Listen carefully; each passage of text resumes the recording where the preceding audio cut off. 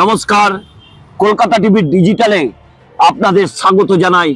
আপনাদের সঙ্গে রয়েছি আমি দেবজ্যোতি। রাজ্যে ক্ষমতায় আসতে গেলে এই মুহূর্তে দেশের রাজনীতিতে মহিলাদের মন জয় করা অত্যন্ত রাজনৈতিকভাবে একটি চর্চিত বিষয়।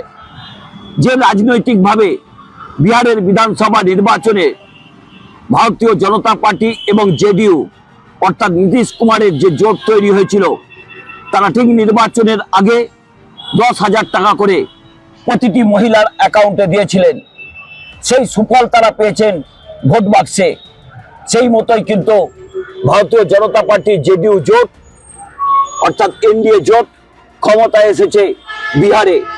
এখন প্রশ্ন হচ্ছে 2026-এর বিধানসভা নির্বাচন পশ্চিমবঙ্গে, সেখানেও কি তৃণমূল নেত্রী মমতা বন্দ্যোপাধ্যায় এই বিহার মডেলকে ফলো করবেন? এখানে অত্যন্ত গুরুত্বপূর্ণ, মমতা বন্দ্যোপাধ্যায় ইতিমধ্যেই লক্ষ্মীর ভান্ডারের মতো মহিলাদের জন্য একটি জনমুখী প্রকল্প ঘোষণা করেছেন, যার সুফল তিনি 2021-এর বিধানসভা নির্বাচনে পেয়েছেন, 24-এর লোকসভা নির্বাচনেও সেই সুফল পেয়েছেন। কারণ মহিলা ভোট ব্যাংক এখনো পর্যন্ত তৃণমূল কংগ্রেসের কাছে অটুট রয়েছে, যা 24-এর লোকসভা নির্বাচনের ফল থেকে ইঙ্গিত পাওয়া যায়। এখন প্রশ্ন, তৃণমূল কংগ্রেস নেত্রী মমতা বন্দ্যোপাধ্যায় বা রাজ্যের মুখ্যমন্ত্রী মমতা বন্দ্যোপাধ্যায় 26-এর বিধানসভা নির্বাচনের বৈতরণী পার হবার জন্যই কি মহিলা মন জয়কেই সবচেয়ে বেশি গুরুত্ব দেবেন? তিনি কি লক্ষ্মীর ভান্ডারের যে ভাতা তিনি দেন, সেই ভাতার পরিমাণকে আরো কয়েক হাজার টাকা বাড়িয়ে দেবেন? তবে রাজনৈতিক মহলের ব্যাখ্যা, মমতা বন্দ্যোপাধ্যায় যেভাবে জনমুখী প্রকল্পগুলো করেছেন তাতে লক্ষ্মীর ভান্ডারে টাকা বাড়তে পারে।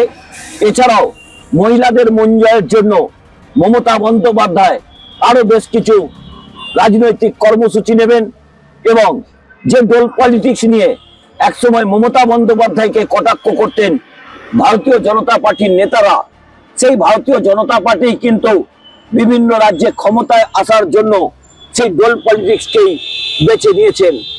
তবে তৃণমূল কংগ্রেস সূত্রের খবর, মমতা বন্দ্যোপাধ্যায় মহিলা মন জয়ের পাশাপাশি ইয়াং জেনারেশনেরও ভোট তিনি তার ভোট বাক্সে আনতে চাইছেন। সেই জন্য মমতা বন্দ্যোপাধ্যায় বিহার মডেলের মতোই করে নতুন কোনো প্রকল্প কি আনবেন, তা কিন্তু এই মুহূর্তে অত্যন্ত রাজনৈতিকভাবে চর্চিত বিষয়। কারণ মমতা বন্দ্যোপাধ্যায়ের লক্ষ্মীর ভান্ডার ইতিমধ্যে শুধুমাত্র ভারতবর্ষে নয়, বিশ্বের রাজনৈতিক মানচিত্রেও একটা গুরুত্বপূর্ণ জায়গা দখল করেছে। তাই মমতা বন্দ্যোপাধ্যায় তার যেভাবে উদ্ভাবনী শক্তি তিনি প্রয়োগ করেন বিভিন্ন রাজনৈতিক জায়গাতে, 26-এর বিধানসভা নির্বাচনে যেখানে ভারতীয় জনতা পার্টি টাকার ঝুলি নিয়ে রাস্তায় নামবে পশ্চিমবঙ্গে ক্ষমতা দখলের জন্য।